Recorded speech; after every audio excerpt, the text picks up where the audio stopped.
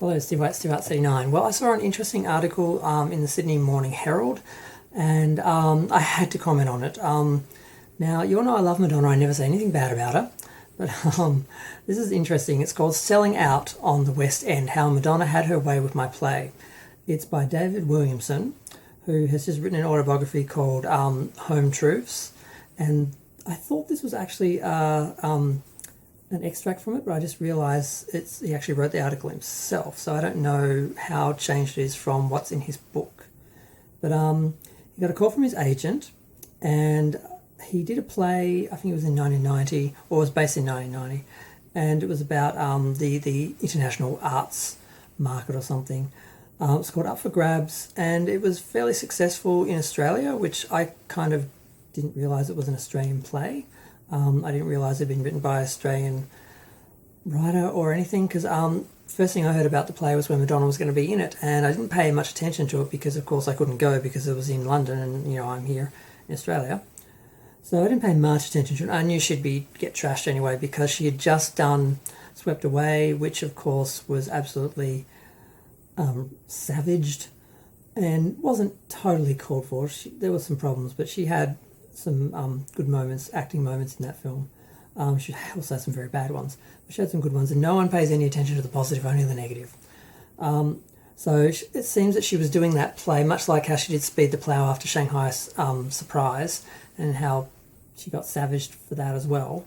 So her response to that was to do a play in 1988. I think it was, I'm not exactly sure. It fell in between Who's That Girl and Like a Prayer. I'm not sure if she did it in 88 or 89, or maybe at the end of 88 into 89, I'm not sure. But that was the response to the film critics. And this was sort of the same idea. Okay, I'll do a play and get some acting cred back since I've just been absolutely savaged. Didn't really work. She got Dick Tracy after Speed the Plough, but she didn't get anything after this, really. So her career has sort of ended. She hasn't really tried to revive it, as far as I can see. But, okay, so he got the call from his agent saying that Madonna wanted to play the lead in Up for Grabs in the West End, and that he would need to come to London before rehearsals because she wanted to change things. And if he didn't go, the producer said, sounding worried, Madonna might indeed walk.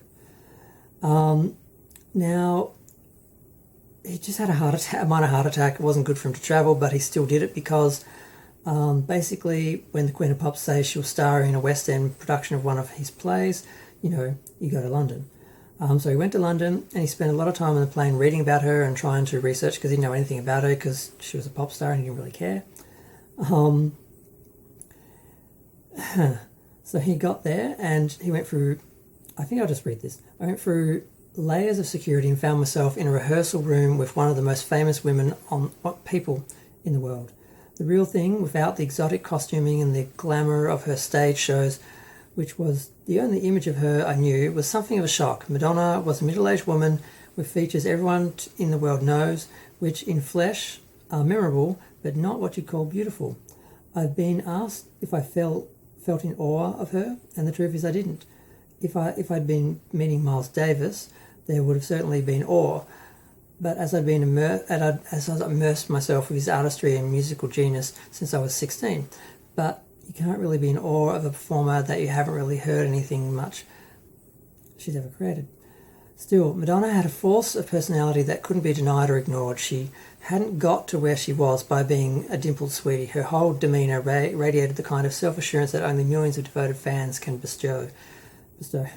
She felt she had earned and deserved her status and fame, and there had been many years since she hadn't gotten exactly what she wanted. She saw no reason not to get it again.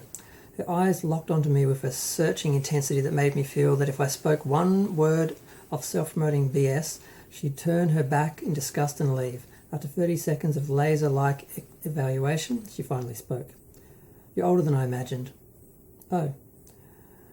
When I read the play, I thought you're probably in your mid-30s. Oh. Your art dealer Simone, I don't like the name. It doesn't feel right for me. I'm not wedded to it. Lorraine, she's Lorraine. Okay, Lorraine. And we're in New York, not Sydney, and it's a 20 million Jackson Pollock. $2 million for a painting is peanuts in New York. That could work. I know New York reasonably well.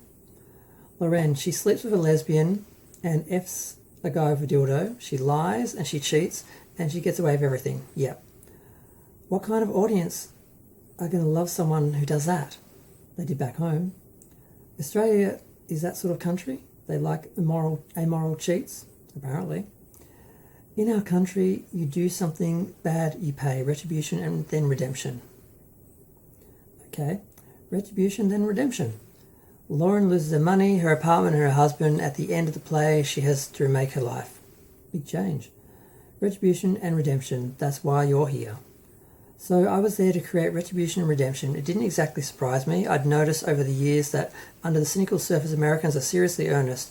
As befits a nation founded by religious zealots, deep down they still fear the wrath of God. As Australia was founded by thieves and political agitators and ruled by corrupt military overseers, we quickly realised that nice guys finish last and the punishment you were going to cop would happen here, not in any afterlife because there wasn't one. I guess I could have pointed out that British audiences were, like Australians, not big on retribution and redemption, but I suspected that, like most Americans, Madonna saw American reality as the only one there is. The producer, a woman in her 40s, was waiting anxiously for my reaction to my discussion with Madonna. I told her there hadn't been any discussion. I'd been given my orders. She explained that if I didn't do what I was asked, Madonna would definitely walk. I told her that I understood. Whatever Madonna wants, Madonna gets. I did the rewrites and Madonna read them. If she didn't like them, I did them again. I was there for a week, getting it right. The biggest change was at the end, compare the last lines spoken by Australian Simone with those of American Lauren. Simone is delighted that she got away with it, and at the end, her opportunistic behaviour has ensured long-term success. Simone says, and the fact that I'd sold a Whiteley for $2 million meant that the big end of town started throwing paintings at me to sell. Lauren says, so here I am, no money, no job, no husband, but maybe it's a blessing.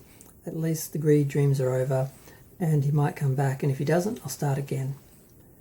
If you're wondering why I didn't fight to safeguard my integrity of my play, the answer is obvious that, like Simone, I'm an opportunistic Australian, and I wanted to have at least one sell-out West End show in my career. Madonna actually has quite a small voice and had to be worked on by director Lawrence Boswell for her lines to reach the back of the large theatre. Surprise, considering she'd already done a stage show. But she's a pro and she worked it, and while she'll never be Meryl Streep, she made her role convincing. At the first preview when Madonna came on stage, the audience applauded wildly, and not quite expecting this, she was momentarily thrown. After a minute or two, everyone calmed down and she said her first line. From the first preview in May 2002, the press interest was insane. Before the show, Madonna had her bodyguards stationed inside the theatre and attendants frisked everyone for cameras, but the press found ways of smuggling them in, and the next morning, after the first preview, the tabloids carried the banner front page headlining saying, Madonna's lesbian kiss, accompanied by huge photos of it happening. With this lurid saturation publicity, we couldn't expect good critics as well. Although, surprisingly, we did get a few. Opening night was bizarre. Every celebrity you could think of was there. I overheard Sting being interviewed at the end and declared the play was very witty. I'll take that from Sting. The opening night party was extravagant. The class-conscious theatre was extravagant and class-conscious. There was a raised area guarded by fearsome bouncers, and you had to have special armbands to get anywhere near Madonna. The groundlings drank inferior champagne below. Roy was there, and the critical cap on said, quite surprised that while she hadn't been as good as Helen Dillamore, she had been better than expected.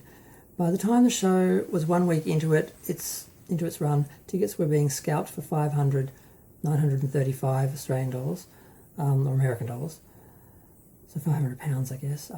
No one, of course, had the faintest idea, or indeed cared, who wrote the play. It was simply the play that Madonna was starring in, but at least I'd finally had a sell-out West End hit. I find that whole thing really sad. The fact that he sold out, the fact that he cared more about having a sold-out play than he did about it being his play, that he only got it because he kowtowed to a diva and changed it. It just makes it sound like, who's going to look back at his career and go, oh, he did this, he did this, and then he had this play that sold out at the West End because he basically changed it for Madonna because he had no artistic integrity. What the hell? But I don't know. What do I know? I don't have any plays on the West End.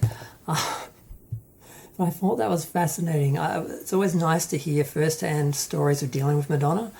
They're fascinating. Can they all be accurate and believed? Who knows? But they're all interesting. Yeah. I'm going to go. Feel free to share, like, comment, subscribe. Let me know what you think. Sorry about my poor reading. But I just found that really interesting and a little sad. And I'm glad he's at least conscious of what he did. He sold out. But he's not pretending he didn't. I'm going to go.